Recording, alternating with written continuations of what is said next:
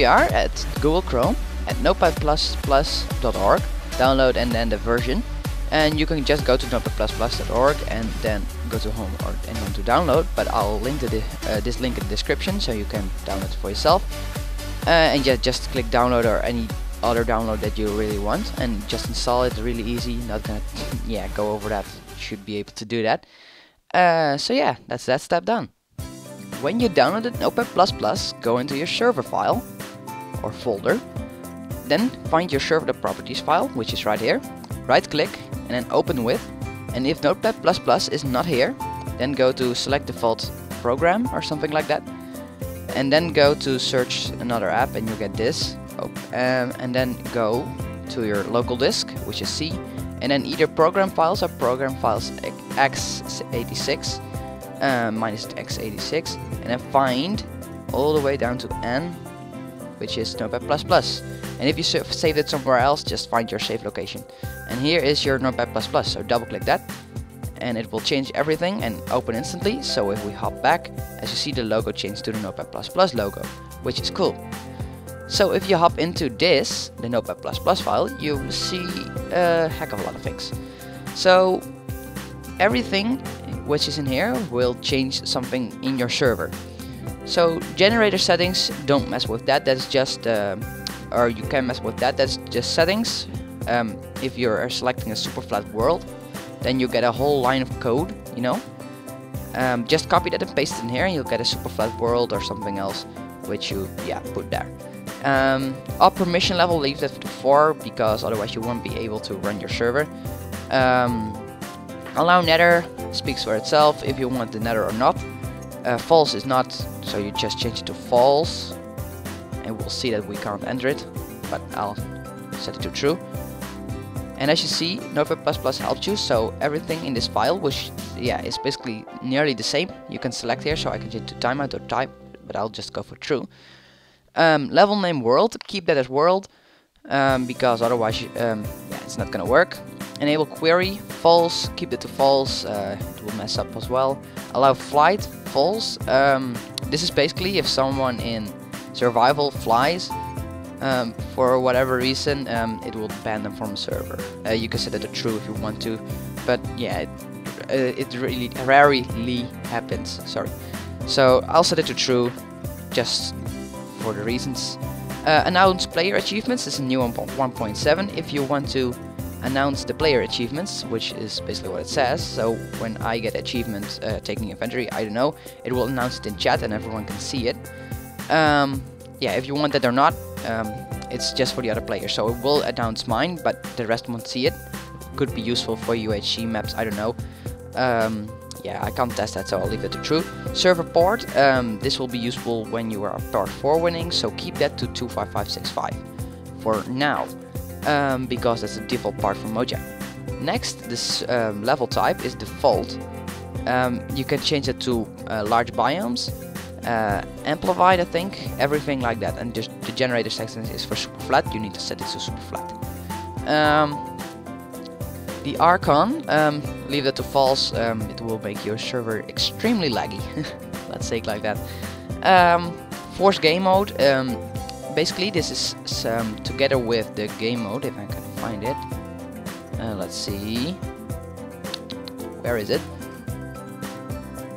It was somewhere at the bottom.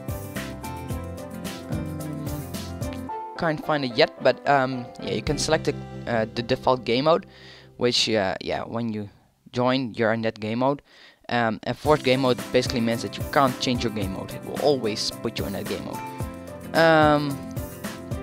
Level seed is just a seed, so if you have a default world or any world, you have a seed, put it in here and it will just generate a world. Don't mind that you need to delete your world file so it can make a new one.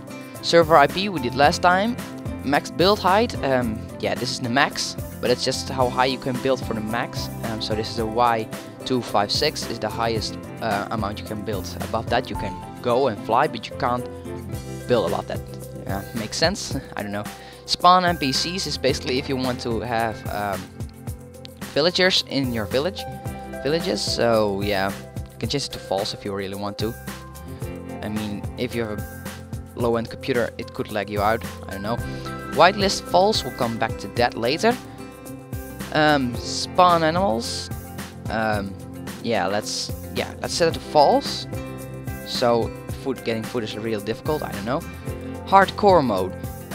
This is the you have the game modes. How's it called? Survival, creative, and hardcore. Hardcore is basically that when you die, you're kicked from the server. You can never enter again. So you need to get a new world. Also this time, delete your world file if you want that. Snooper enabled. Keep it to true. Will boost your server a whole lot. Online mode. This is basically if you want people to join. If they have a legit Minecraft account bought by Mojang or just a cracked account. So if you have a cracked account and you want to join your own server, put it to false. So you don't need to log in or anything to join your server, which is cool. But if you, so also your friends, if they don't have a real Minecraft account, you can just join. If you set it to true, however, only people with a real bought Minecraft account can join, which is, I don't know, in my case it's like that. Resource pack, I think it's a Dropbox link, and if you put it right there, it will auto install a resource pack, and you can use that. I don't know, something like that. But yeah, if you really want that, you need to do some more research on that. This one is really cool, PvP. So if you put it to false, you can't hurt any other players, which is cool. So I set it to false.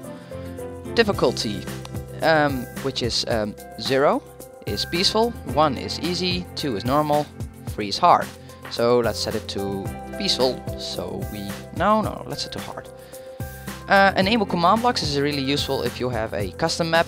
If you have the custom map, put this to true, because custom map obviously uses command blocks, and enable command blocks just enables you to use them.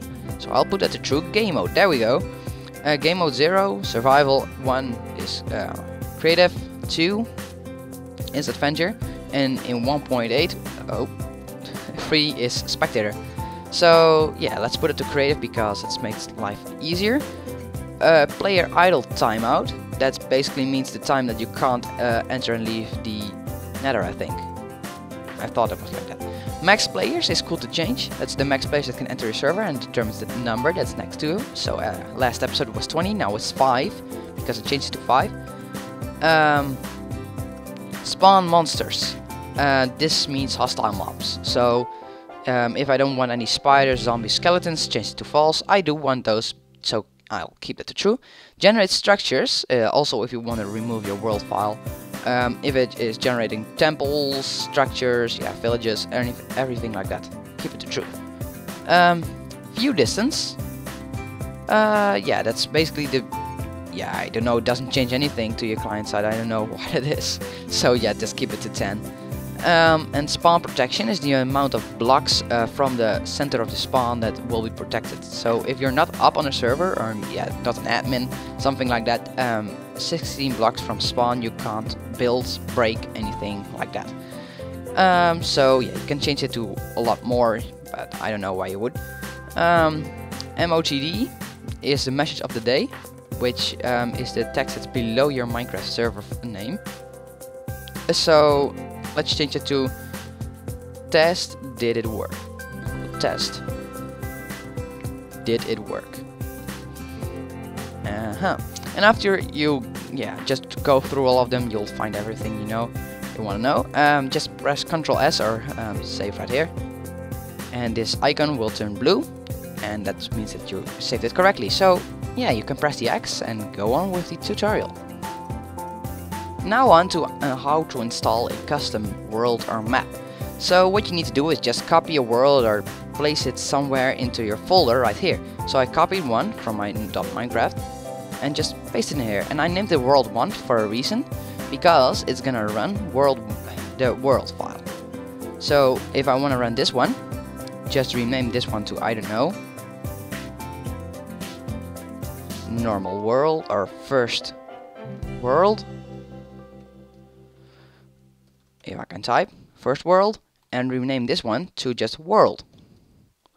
And now it will run this world, which is a totally different map, and you'll see what it is in just a second. So what we want to do now is just run our server. And by the way, this also means that if you're installing a custom map, You can't leave the name right like that, just rename it to world, and yeah, your server will run fine. So I'll run the server and get into Minecraft, and I'll see you there. So we're now in Minecraft, and as you see, this is our tutorial server, and there it says tutorial and test did it work, and we can enter 5 players, which is cool. So yeah, let's join the server and see what we did with our world.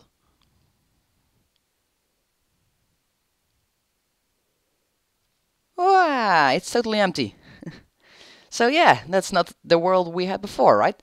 So this is real cool technique to just import any world. So yeah, that's basically it for today's part tutorial thing.